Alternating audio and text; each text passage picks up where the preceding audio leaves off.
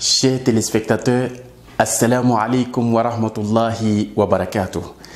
Dans une vidéo précédente, nous avions promis de vous faire une autre vidéo sur la gestion du temps. Et aujourd'hui, nous avons 5 conseils pour bien gérer son temps. Comme on l'a si bien dit, le temps a beaucoup d'aspects. Et pour cela, on a besoin de beaucoup de techniques pour bien gérer le temps. Chers téléspectateurs, pour ce premier conseil que nous voulons vous donner sur le temps, c'est premièrement fixer des objectifs sur le temps, sur ce que vous voulez faire. Donc si on veut se fixer des objectifs, par exemple, quelqu'un peut se dire, bon, jusqu'à la fin de l'année, je dois lire au moins 50 livres. Ou bien quelqu'un peut se dire, je veux apprendre pour cette année, je veux apprendre l'anglais pour communiquer facilement en anglais. Ou bien quelqu'un peut se dire, je dois améliorer mon business. Ça, c'est votre objectif qu'on appelle goal. Donc pour cela, vous devez définir, vous devez fixer des objectifs annuels. Vous devez aussi définir et vous donner des objectifs mensuels. Et aussi, vous devez vous donner des objectifs hebdomadaires. Ça veut dire que pendant le mois, vous vous donnez des objectifs que vous allez bien rédiger pendant la semaine et même pendant le jour. Le deuxième conseil pour bien gérer son temps, c'est de définir ses priorités. Vous voyez dans ce tableau que nous voyons, ce monsieur s'appelle Stephen Covey. Stephen Covey nous a donné un tableau. Ce tableau, regardez ce tableau. Nous avons ici l'importance d'une activité. Nous avons aussi, est-ce que l'activité est importante ou bien elle est urgente? Donc, si nous regardons les colonnes, vous voyez ici qu'il y a important mais pas urgent. Quand vous avez une activité qui est importante mais qui n'est pas urgente, qu'est-ce que vous faites? Donc, vous devez planifier l'activité. Ça, c'est la première partie. Vous voyez tout juste à votre droite, à droite de l'autre colonne, l'activité est importante et urgente. Elle est importante, en même temps, elle est urgente. Qu'est-ce que vous devez faire? Vous devez faire l'activité immédiatement. Donc, ça, c'est la colonne numéro 2. Nous avons aussi, au numéro 3 ici, l'activité n'est pas importante et elle aussi n'est pas urgente.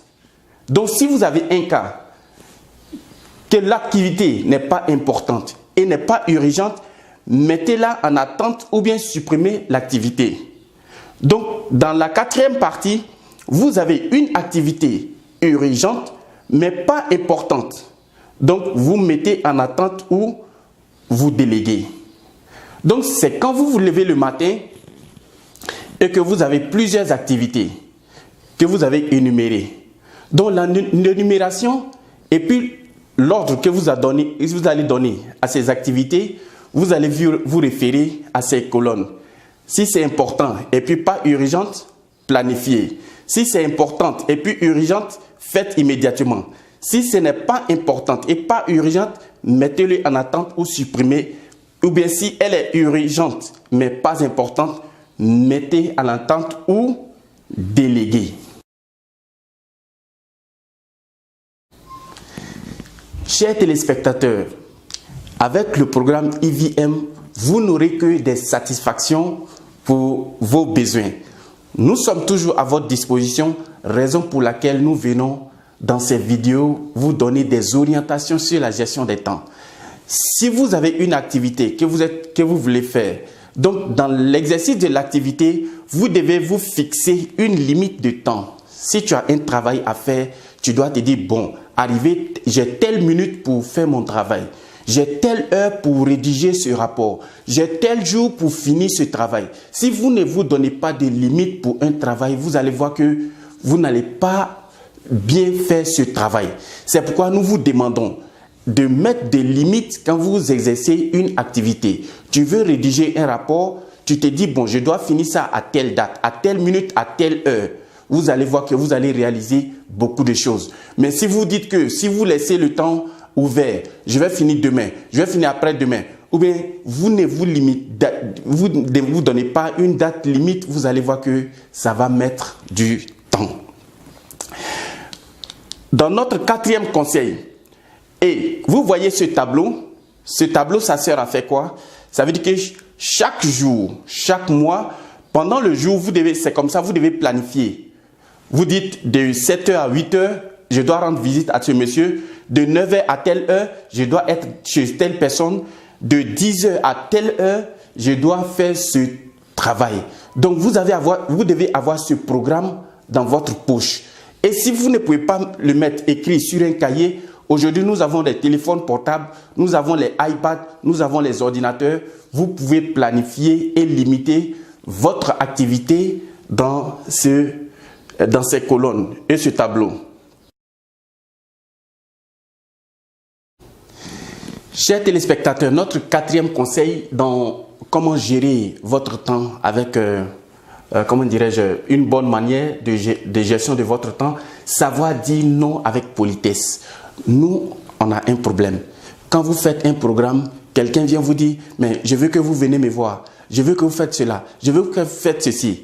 Donc, vous devez dire à cette personne, avec une formule politesse, je suis occupé à tel moment et je n'ai pas le temps à tel moment. J'ai une activité en ce moment. Donc, si vous pouvez me donner un autre temps.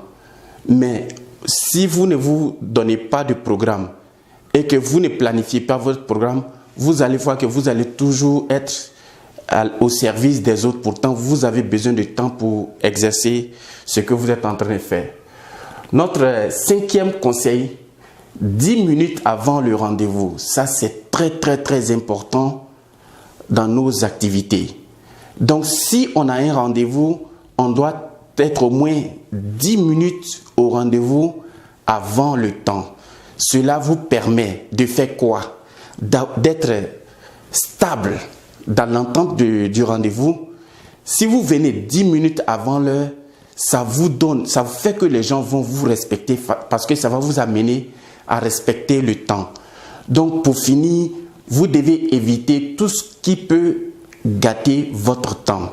Aujourd'hui, parmi les trucs qui gâtent nos temps, les réseaux sociaux sans raison. Vous ne faites que passer les pages de Facebook dont vous voyez que ça vous prend beaucoup de temps. Ou bien vous assistez à des films qui ne sont pas à grands intérêts, cela prend beaucoup de temps.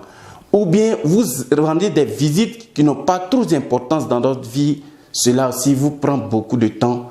Pour vous dire que quelqu'un qui passe 4 heures du temps avec les réseaux sociaux sans une bonne raison, 4 heures du temps vous vaut 52 jours par an, vous n'avez rien fait dans ce temps. Vous êtes avec le programme IVM, ensemble pour une vie meilleure. Chers frères, donc nous devons profiter de notre temps et bien organiser notre temps.